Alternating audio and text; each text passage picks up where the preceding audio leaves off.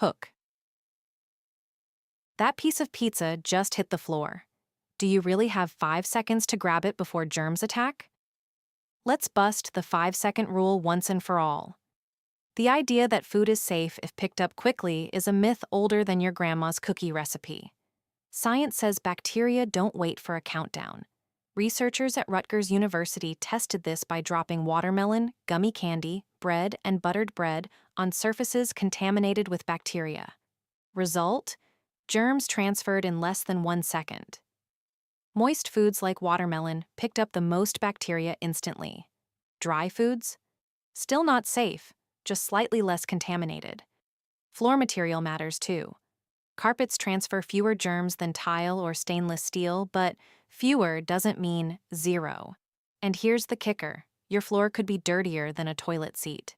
A 2017 study found that the average home floor has about 3,000 bacteria per square inch.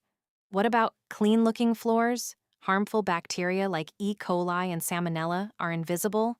That spotless kitchen tile could be a microbial minefield. Even if you dropped food in a clean place, dust and airborne particles settle fast. Some claim their immune system can handle it.